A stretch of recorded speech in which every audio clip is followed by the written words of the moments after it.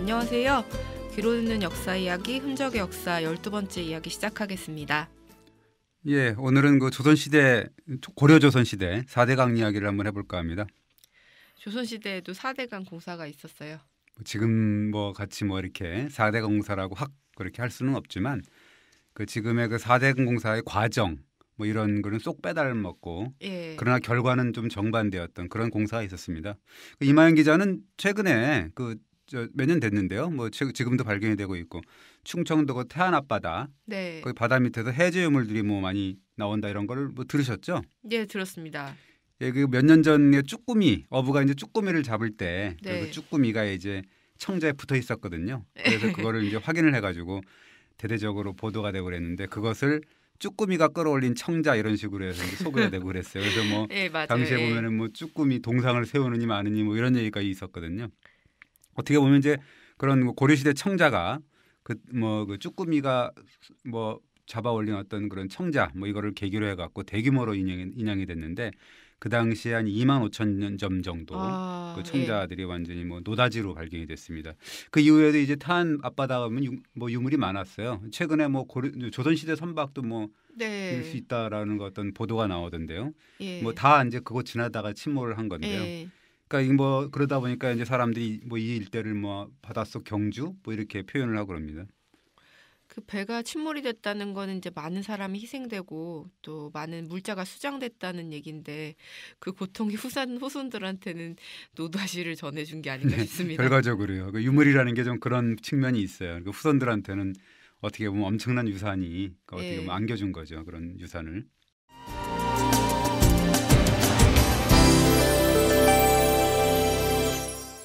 근데 그 태안 앞바다와 4대강 공사는 무슨 관련이에요? 이 관련이 좀 있습니다. 왜냐하면 그 태안 앞바다가 옛날에는 예전부터 안흥량이라 그래가지고 어떻게 보면 물살이 되게 험하기로 악명이 높았던 곳입니다. 글자는 안흥이라면 편안할 안, 흥할 흥자인가요? 예, 그렇습니다. 뭐 어떻게 보면은 그 원래는 난행량이라 그랬다 그래요. 난행량이라는 게 어려울 난자에다가 단일 행자잖아요. 네. 그리고 이제 양은 그 어떻게 보면 물결 뭐 이런 적인데 해협 이런 건데 굉장히 이 어려웠던 거죠. 다니기 힘들 정도로. 그래서 이제 사람들이 역설적으로 희망을 좀 담아가지고 그렇게 부른 건데 편하고 흥하라는 염원을 담아가지고 그렇게 부른 것이라고 그럽니다. 근데 얼마나 물살이 셌을까요? 예, 그 송나라 때 그 서궁이 고려에 와갖고 이제 그 기행문을 쓰잖아요. 그게 고려 도경인데 거기에 보면 이런 대목이 나옵니다. 암초 때문에 격렬한 파도와 세찬 여울이 휘몰아친다. 안흥정 아래 물길이 열 물길과 충돌을 하고 암초 때문에 위험하기 때문에 배가 뒤집히는 사고가 많다 이런 그 표현이 있거든요. 네. 송나라 서궁 같은 경우는 이제 그때 그 태안 앞바다 거기에 험난한 물길을 두고서 이제 매우 기괴한 모습이라 뭐라 표현할 수 없다 이러면서 이제 혀를 내둘렀다 그럽니다. 물살이 센 걸로 치면은 남해 울돌목도 있잖아요. 예, 그렇습니다. 이제 우리가 그 안흥량뿐만 아니라 우리 뭐 알잖아요. 그저 심청이 뭐 빠졌다는 그런 어떤 인당수 황해도에 인당수. 있는 건데 그다음에 이제 강화섬 앞바다에 우리 김포 쪽에 거기 보면 손돌목이라 그래 갖고 있거든요. 거기 이 몽골군도 천하의 몽골군도 이제 그 건너지 못했던 그런 아주 물살이 센 곳으로 유명합니다. 그리고 이제 전남 해남 이쪽에 보면 울돌목이라고 있었죠. 그걸 그 4대 험로다 이렇게 얘기를 했습니다. 근데 안흥량은 왜 그렇게 셌나요? 예, 우리가 뭐 리아스식 해안이라고 혹시 기억나시죠? 이게 뭐 그 하천에 의해서 이제 침식된 곳이라 그러는데 그것이 강에 의해서 침식된 곳은 이제 리아스식 해안이라고 그러고 이 빙하에 의해서 침식된 곳은 이제 우리가 피오르드라고 뭐 하더라고요. 이제 그 하나의 상식이라고 볼 수가 있는 건데 안흥량 같은 경우는 이제 리아스식 해안이라고 우리가 흔히 얘기를 하는 서해안이 그렇다고 그러지 않습니까? 해안선 출입이 굉장히 심하고 섬이 뭐 많이 분포돼 있고 수중에 또 암초가 많습니다. 그리고 뭐 조류의 변화가 심하고 그래서 하여튼 뭐 소용돌이가 나고 그리고 조수간만의 차이가 심하잖아요. 그래서 물살이 또 굉장히 빠르고 그래서 이 썰물 때 그다음에 이제 풍랑이 거셀 때 그때 이제 안흥량을 통과하는 거는 굉장히 어려웠던 거죠. 그러니까 조선시대 때도 이제 6월에서 8월 사이 그다음에 10월 상순 이후 겨울이죠. 그러니까 항행이 어려웠다 그럽니다. 지나가지 않을 수는 없나요? 뭐 그렇긴 하지만 그게 또 안 됐던 거는요. 왜냐하면 그 고려조선 시대 때 보면은 전라도 비롯해가지고 이제 삼남 지방, 그 삼남이라는 건 이제 경상도 이렇게 나오잖아요. 거기에 이제 세금으로 거둔 곡식 이런 것들을 이제 서울에 그러니까 네. 개경 아니면 한양에 이제 그 조운을 해야 되잖아요. 그 옮겨와야 되잖아요. 네. 근데 이제 그렇다 그러면 반드시 태안 앞바다를 거쳐야 되는 거죠. 원래는 뭐 육로로 올 수도 있었는데 그때 당시에 무슨 뭐 육로가 이렇게 개발된 것도 아니고 굉장히 느렸을 거 아니에요. 소달구지로 왔을 테니까. 그러니까 해로로 올 수밖에 없었던 상황이죠. 그럼 참 사고도 많았겠네요. 그랬습니다. 대가가 너무 컸습니다. 실록을 보면은 해난 사고가 굉장히 많이 났는데요. 예를 들자면 그 태조 때도 뭐 그 안흥량을 통과하던 조은선이 16척이나 심무를 했다 그렇게 얘기가 나오고 예. 그 태종 때 한 2차례 정도 대형 참사가 있었거든요. 네. 그 1403년 사고에는 조은선 34척 34척이 침몰을 하고 엄청나네요. 선원이 1000명 예. 그다음에 뭐 쌀 만석 이렇게 뭐 수장이 됐다 그러거든요. 그 1414년 사고도 있었는데 그 66척이 이제 침몰을 했고 미국이 5,000석이나 뭐 가라앉았다 그럽니다. 그 뭐 세조 때도 그랬습니다. 그래서 조은선이 한 54척이 가라앉았다는 기록 이런 기록들이 있습니다.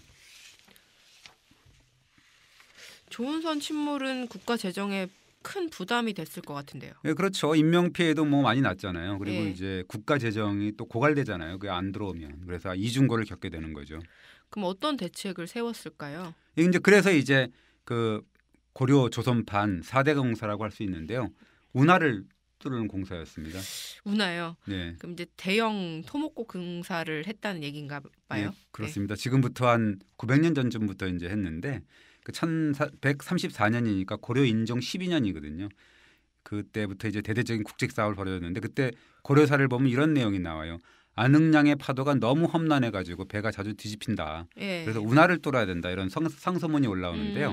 그러면서 이제 지금으로 따지면 천수만, 네. 가로림만 뭐 이런 사이에 땅에 운하를 뚫자 이런 제안이 들어오는 거거든요. 그럼 지금 지역으로는 어디예요? 예, 지금 뭐 저는 가지는 않았지만은 태안군 태안읍, 인평리 도내리 이렇다 그러고요. 그다음에 그 서산시 팔봉면, 뭐 어송리, 봉담리 이런 사이라 그러는데요. 지금으로 따지면 이제 천수만, 가로림만 그걸 통과를 하는 그 육로를 뚫어 가지고 바닷길을 여는 거죠. 공사는 어떻게 됐어요? 공사 책임자가 누구였냐면요. 포은 정몽주 선생 있지 않습니까? 네. 그 아주 충절의 대명사죠. 그 10대조 할아버지라고 하는데요. 정순명. 네. 이분이 이제 그 이 책임을 맡게 됩니다. 근데 이제 운하공사가 보기 좋게 실패를 해요. 고려사에 이렇게 나옵니다. 군사 수천 명을 동원한 대역사는 완전한 실패로 돌아갔다 이렇게 나옵니다. 무슨 문제가 있었어요? 안반층이 이제 그 화강암으로 돼 있었는데요. 그러니까 그 굴착하기가 매우 힘들었던 거죠. 그러면 이제 완전히 포기를 한 건가요? 아닙니다. 20년 후죠. 1154년에 그 의종 때인데 예. 그때도 이제 태안의 운하공사를 재개했습니다. 그래서 근데 뚫지 못했다 이런 고려사 기록이 나오는데 그 당시에 34년하고 54년 두 차례 공사를 하잖아요. 예. 그때 이제 그 원래 그 거리가 한 17리 정도 됐었는데 그 두 번의 공사 때 이제 10리를 공사했다 그럽니다. 나머지 7리를 못했다는 거죠. 그러니까 그 안반 때문에 못했다는 거죠. 그 이후에 이제 240년 정도 지난 공량한 때인데 그 왜구가 굉장히 많이 출몰했잖아요. 그래서 뭐 조은선이 다 뺏기고 막 이렇게 약탈해 가고 막 그랬으니까 국가 재정이 매우 공공해졌다고 뭐 그러거든요. 그래서 다시 이제 운하공사가 재개가 되고 뭐 그랬습니다. 그러나 역시 또 그 실패를 했거든요. 왜냐하면 아까도 얘기했지만 화강 안반층 그게 있었고 또 조수가 들락달락하니까 공사를 해도 자꾸 그 조수가 들락달락하니까 이게 메워지는 거예요. 자꾸. 네. 그러니까 이제 난공사였던 거죠. 조선시대 들어와서도 역시 수건 사업은 운하였다면서요. 그렇습니다. 그 운하공사에 조선도 사활을 걸었습니다. 그러니까 안흥량 수로를 피해야 되기 때문에 그런 거죠. 그러니까 태조 이성계도 그 이 관리들을 태안 현지로 파견을 해가지고 이제 운하공사를 모색해봐라 이렇게 막 지시를 내리는데요. 네. 그 갔다 온 사람마다 모두 그런 얘기를 해요. 땅이 높고 굳은 돌이 있어가지고 팔 수가 없다 이렇게 난색을 표명합니다. 그래서 태종 때 하륜이라는 사람이 아주 신묘한 계책을 내놨다면서요. 옛날에 그 저 용의 눈물이라는 걸 보면 예. 하륜이라고 나오거든요. 아주 네네. 계책이 아주 좋은 그 태종의 어떻게 보면 꾀주머니, 그러니까 태종의 장자방 이렇게 부르는 사람인데 유명한 책사죠. 그 사람이 아주 절묘한 뭐 어떻게 보면 절묘한 방법을 제시를 하게 되는 거죠. 지금으로 치면 간문식 공법 비슷한 거를 이제 제시를 하게 됩니다. 간문식이라면 어떤 건가요? 고려 때 이제 뚫던 그 운하가 있었잖아요. 좌절이 됐지만은 그 지형이 높고 낮을 거 아니에요. 거기도 그러니까 쉽지 않았었던 건데 그 제방을 쌓고 물을 가둡니다. 그러니까 그 기존에 그 어떤 운하가 있고 뚫지 못한 그 과정이 있는데 거기에다가 저수지를 5개를 파요. 네. 그런 다음에 저수지마다 작은 배를 하나씩 둡니다. 그래서 뚜가레를 파가지고 조은선의 포구를 위해 닿아 오면은 그 작은 배에 이제 그 조은선을 조은된 그 곡식을 옮겨 싣고 두 번째 저수지 다시 건너갔고 세 번째 저수지를 옮기고 이런 식으로 계속 쉽게 해갖고 이제 이동을 시키는 거죠. 그 차례차례 운반하면 근심을 면할 것입니다. 이렇게 얘기를 합니다. 그러니까 결국 천수만과 가루리만 사이에 네. 5개의 저수지를 만들어 놓고 각 저수지에 운하를 뚫어서 통하게 한 다음에 그 저수지마다 작은 배를 띄워가지고 전달되는 세곡, 그러니까 곡식을 차례차례 실어 나르는 방식. 이거를 이제 그 채택할 수 있다 이렇게 얘기를 하는 거죠. 좀 기발한 게 아닌가 싶기도 한데요. 얼핏 보면 그렇습니다. 무작정 물길 내 가지고 바닷길을 통하게 하는 관류식이라 그러거든요. 그거를 그런 공법이 아니고 간문식 공법을 쓰는 건데 이건 왜 그러냐면 아까도 얘기했듯이 그 뚫을 수 없었던 그런 또 이 난공사였기 때문에 그 뚫기 어려운 것은 또 내비두고 바로 이제 그 작은 저수지들을 만들어서 하나하나 이동시키는 거거든요. 그래서 기존에 뚫어놓은 운하를 최대한 활용을 하고 그 사이에 높낮이에 따라서 5개 저수지를 만들고 그 저수지마다 작은 배를 띄우고 그리고 포구에 도착한 조은선의 짐을 차례차례 옮기는 방법 이런 걸 쓰는 거였으니까요. 그럼 당장 공사를 시작했겠네요.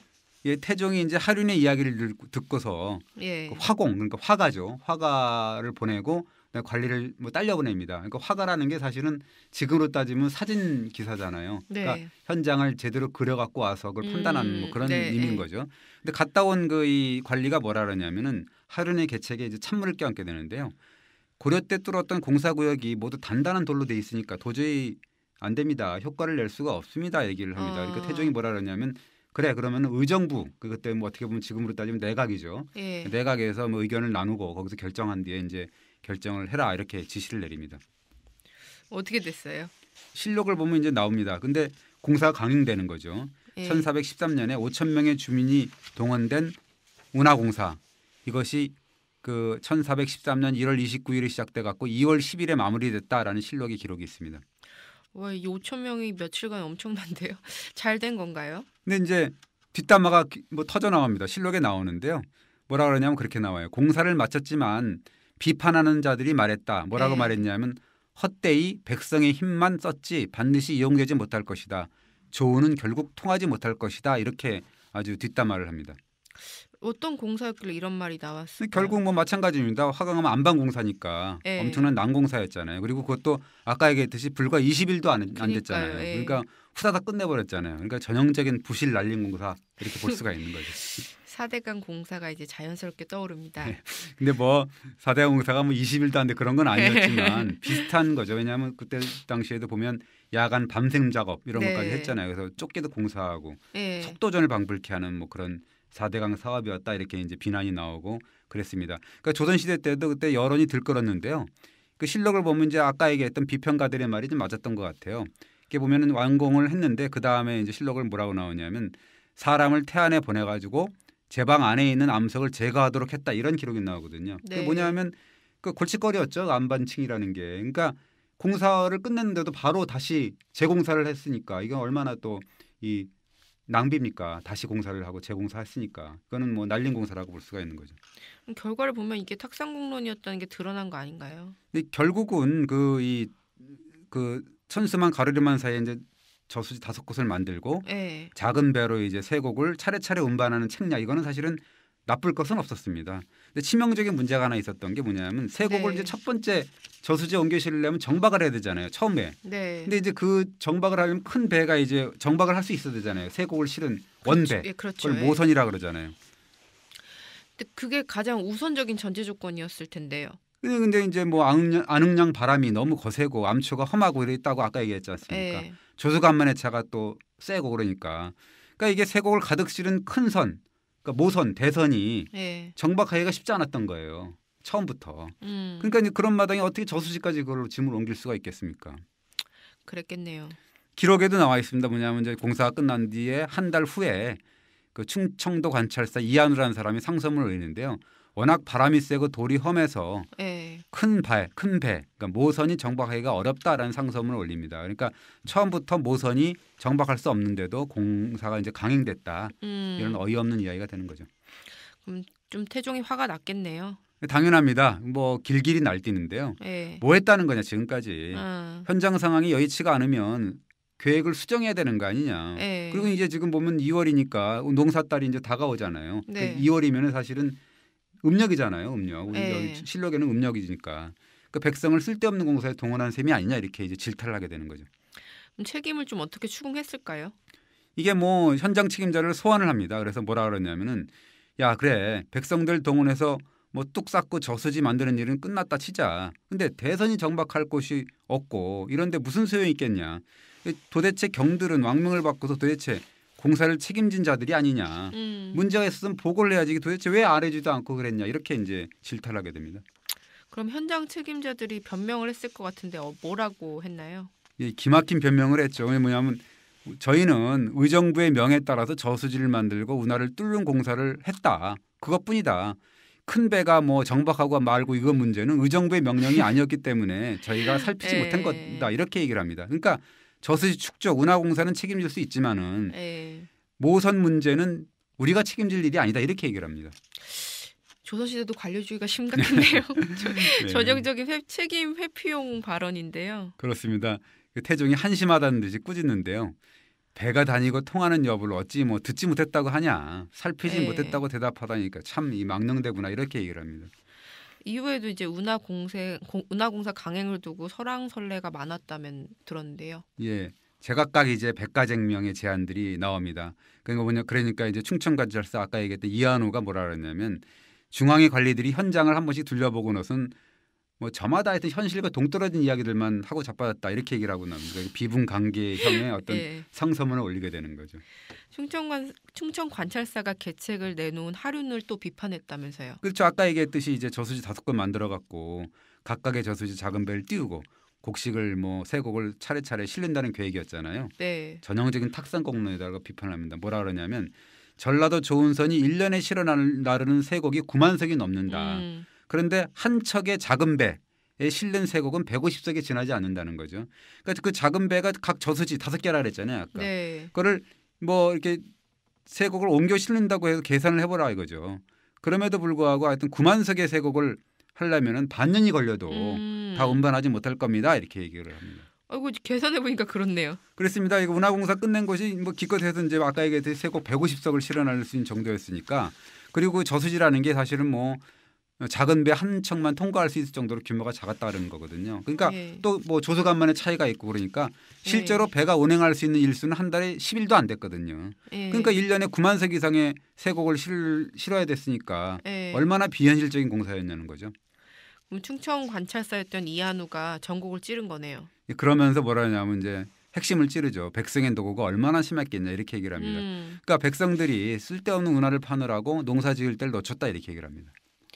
하륜의 계책이 이제 아무런 반대 없이 강행된 이유가 있었을 것 같은데요. 뭐 반대는 조금 있었다 그러지만 강행된 이유가 있는데요. 그게 실록에 그런 말이 나옵니다. 아주 뭐 의미심장한 내용이 있는데요. 태종의 신임을 함험해 왔던 하륜이 운하공사의 필요성을 주장하니까 아부하는 자들이 많았다 이렇게 나옵니다. 그러니까 국가적인 사업을 추진하는데 세도가의 눈치를 보면서 이제 공사를 강행했다 이렇게 얘기가 나올 수가 있는데 어떻게 보면 한심한 일이 아닐 수가 없는 거죠. 아부는 역사를 하고 권력에 아무래도 아부하는 그런 것 같아요. 이후 이제 운하 계획은 어떻게 됐어요? 그러니까 이제 태종이 결국 이제 직접 그 현장을 둘러보고 그 공사 재개 여부를 이제 결정하는 걸로 이제 결론이 났습니다. 그래서 실제로 그 한 7개월 후에 9월 11일 날 이제 태안 방문을 한다 이렇게 그 목적지가 이제 태안 방문이라고 그러고 그 김에 이제 그 이 전국 순행을 하게 되거든요. 네. 근데 17일간 남부 지방을 계속 이제 놀다가 이렇게 왔다 갔다 순행을 하면서 정작 최종 목적지가 이제 태안이었잖아요. 아까. 네. 거기를 이제 앞두고서 돌연 마음을 바꿉니다. 피곤하다. 이게 도대체 서울로 돌아가고 싶다. 태안 방문은 내년 봄으로 미루자. 운하공사는 일단 포기하라. 이렇게 이제 결론을 내립니다. 결국 이제 왕명으로 공사가 중단된 건데 이거 왜 그런 건가요? 그때는 그런 거죠. 이제 도저히 이게 안 되겠으니까 태종도 이제 그렇게 단안을 내리는 건데 그 이후에도 이제 계속 논란은 계속됩니다. 그 세조 때도 이제 그렇게 제기가 되고 그러면서 세조 때도 현장 다녀온 신료들이 그러니까 신숙주 같은 분들이 이제 다녀왔거든요. 뭐라 그러냐면 똑같아요. 그러니까 기존 운하 물길이 똑바르지도 않고 진흙이 물러가지고 파는 대로 무너지니까 이게 운하를 더 이상 뚫을 수가 없습니다라는 그런 결론을 내리게 됩니다. 그래가지고 영영 포기가 된 건가요? 그러니까 우리가 이제 아까 얘기했듯이 고려 인종 때부터 조선 태종 때까지 한 4차례에 걸쳐서 이제 운하 계획이 했잖아요. 근데 다 무산됐잖아요. 근데 대안이 또 마련이 됩니다. 뭐냐면 이 의향이라 그래가지고 이 태안 아까 얘기했던 그 운하 말고 또 옆에다가 다른 대안의 대체 운하를 계획을 합니다. 그걸 의향 운하라 그러는데 그러면서 이제 중종 때인데 그 승려 5,000명을 동원해가지고 6개월 만에 완료했다 이런 기록이 있습니다. 공사 잘 끝났어요. 그런 줄 알았습니다. 그래서 중종이 어려운 공사를 잘 끝냈구나 하면서 이제 그 공사 책임자들한테 잘 단련된 말 한 필씩을 상으로 내려줬다 그러는데 말이 지금으로 따지면 뭐겠어요? 고급 승용차를 한 대씩 줬다는 얘기잖아요. 그러니까 그 당시에 굉장히 그 훌륭한 그 상급이었다고 볼 수가 있는 거죠. 느낌이 안 좋은데요. 뭐 문제가 일어났을 것 같은데요. 섣부른 상잔치라고 볼 수가 있는 거죠. 그러니까 그 대체 운하 아까 얘기했던 의향 운하라고 표현했는데요. 그 역시도 이제 거센 조수간만의 차이 이것 때문에 공사 직후에 싹 무너졌다 그럽니다. 그러니까 그리고 이제 상급을 받았다 그랬잖아요. 아까 우리 지금으로 따지면 뭐 승용차 고급 승용차를 받았던 이현이라는 사람은 2년 뒤에 삭탈관직이라는 뭐 벌을 받았는데요. 왜 그러냐면 이게 공사할 때 뇌물을 받아먹고 또 공사에 동원되지도 않은 승려를 호패를 발급을 해주고 그다음에 공사에 썼던 그런 물건들 이런 것들을 집에 옮겨가가지고 자기 그 간척지를 메우는 데 사용을 하고 그런 혐의를 받았습니다. 그래서 이제 어떻게 보면은 의향 운하, 그 대체 운하 역시도 이제 졸속, 날림, 비리 뭐 이런 갖가지 구설수 속에서 이제 좌들되고 만 건데요. 이렇게 하여튼 뭐 고려조선의 운하공사가 번번이 실패하게 되는 거죠. 건설회사에 뇌물을 받는 공무원 막 이런 기사를 눈에 머릿속에 떠오르면서 이 운하공사 이야기를 들으니까 역시 또 역사는 반복된다는 생각이 듭니다. 늘 얘기지만 역사라는 거는 반복되고 역사는 배우는 자의 몫이라고 볼 수가 있으니까요. 그걸 배워야 되는 거죠. 그러니까 어떻게 보면 이제 짚고 넘어갈 일이 하나 있는데 그 안흥량에서의 잦은 사고 이런 것이 과연 그 아까 얘기했듯이 거센 바람, 암초, 조수간만의 차이 뭐 이런 어떤 지형적인 문제냐 날씨의 문제냐 이렇게 할 수가 있는 거냐라고 의문을 제기할 수 있는 거죠. 그러면 이제 어떤 문제일까요? 뭐 역시 뭐 사람이 문제가 아니냐 이런 생각이 듭니다. 무슨 말이냐면은 제가 얘기한 얘기가 아니고요. 1473년에 성종임금이 그 전라 관찰사한테 이런 얘기를 해요. 그러니까 조운의 실패라는 거는 물길이 멀고 험해서가 아니다. 담당 관리들이 추락날을 맞추지 못했기 때문이다.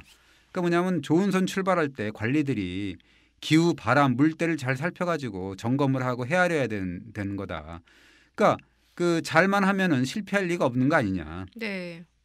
그렇게 얘기를 합니다. 성종 임금이 핵심을 짚은 건가요? 그렇습니다. 그 성종 임금이 또 이런 말을 남깁니다. 그 안흥량 얘기를 하는 거죠. 안흥량이 험악하다는 거냐? 물론 뭐 예로부터 근심이 있는 것은 맞다. 그러나 잘 봐라.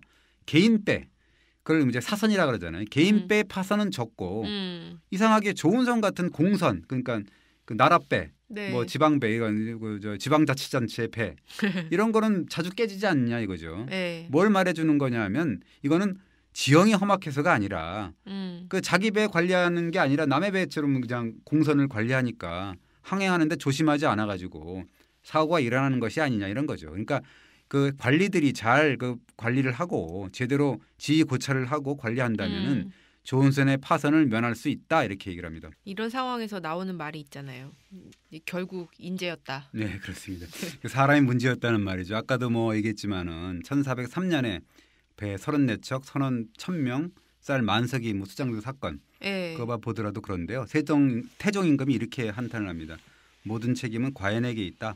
그 출항일 이제 풍랑이 거센 날인데 그래서 배를 띄울 수 없었는데 바람이 심한 것을 알면서도 출발시켰다. 이거는 결국 과인이 백성을 사주로 몬 것이다 이렇게 얘기를 합니다. 이 임금이 자기 탓을 하는 거 보면 저는 늘 좀 신기한데요.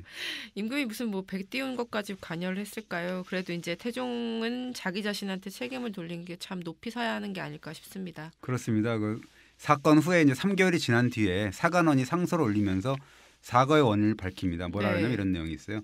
조운선을 띄울 때는 풍랑을 잘 파악을 하고 화물 적재 중량을 제대로 파악을 해야 되는데 그 중요한 일을 용렬하고 간사한 무리한테 맡겼다 이런 얘기가 나오죠. 그러니까 결국 뭐냐면은 풍랑을 파악하지도 않고 과적을 일삼는 무리 때문에 일어난 사고였다. 어떻게 보면 세월호 참사랑 거의 뭐 대동소이한 사건이 아닌가 싶어서 저는 이거를 그 조선판 세월호 사건이라고 얘기를 합니다. 정말 똑같습니다. 다른 사고도 또 역시 인재로 볼 수 있는 사고가 있었다고요? 예, 11년 뒤에 이제 1414년 아까 얘기했듯이 이제 66척이 이제 파손돼 가지고 200명이 익사를 하고 뭐 쌀콩이 한 5천여 석 수장이 됐는데요. 이것도 역시 이제 사건의 진상을 보면 이렇게 나옵니다. 7월에는 아까 얘기했듯이 조은선을 띄우지 않거든요. 왜냐하면 네. 태풍이 막 일어나니까 안흥량이 안 좋다 그랬잖아요. 근데 호조가 전라수군 절제사한테 공문을 보내가지고 7월에 세곡을 싣고 8월 초에 배를 띄우라 이렇게 얘기를 합니다. 네. 그러니까 결국 이제 지시도 잘못했지만 전라수군 절제사도 문제가 있는 인물이죠. 그 호조의 공문대로 그렇게 배를 또 무리하게 띄웠으니까. 자신이 판단을 했어야죠. 어떻게 태풍이 한창일 때 배를 띄울까요? 그러니까 아까 얘기했듯이요. 그러니까 네. 조은의 원칙이 있잖아요.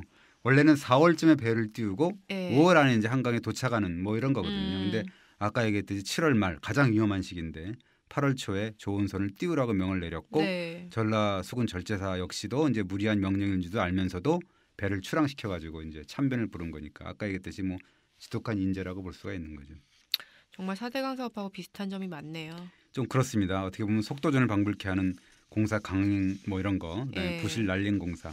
어떻게 보면 또 현장 여건을 또 무시하고 네. 실권제 어떻게 보면 그 공사 강행할 주장에 또 아부를 하고 그 추정을 했던 무리들이 있고 그러니까 잘 마무리되지도 않는 공사에 뭐 훈장을 내리고 훈장 받은 인물은 또 비리 혐의로 적발이 되고 어떻게 보면 이제 천문학적 공사비 낭비하고 백성들의 헛심만 뭐 쓰게 되는 어떤 후유증을 낳고 뭐 그런 점들이죠.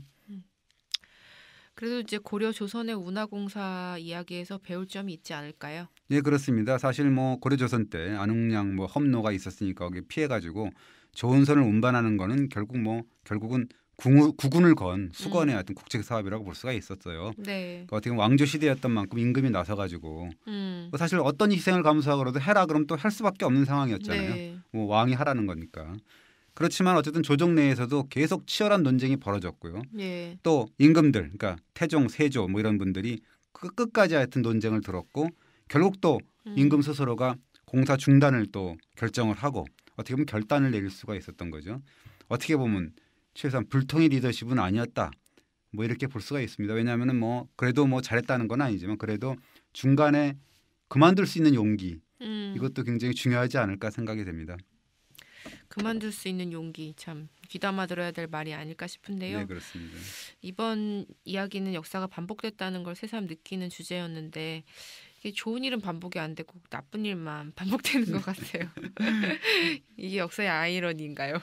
예, 뭐 하여튼 뭐 그래서 반면교사라고 이거 얘기하는데 예. 반면교사도 어떻게 보면 교훈을 삼아야 되는 부분이 있습니다. 그러니까 이런 역사를 읽을 때는 결국 그냥 읽는 게 아니라 그냥 무슨 고사성어 뭐 좋으니까 한번 읽고 그런 게 아니라 그거에 따르는 어떤 그 내용, 그 어떤 무엇을 품고 있는지를 한번 되새기고 살펴보는 것이 중요하고 그것이 앞날에 어떤 도움이 되고 현재와 미래에 도움이 되는 거거든요. 역사라는 네. 것이 과거를 배우는 거는 결국 그거니까요. 그래서 우리도 한 번씩 역사를 읽어보면서 미래를 생각하는 뭐 그런 태도를 가져야 되지 않을까 생각이 됩니다. 오늘 여기서 마치겠습니다. 네, 감사합니다. 네, 고맙습니다.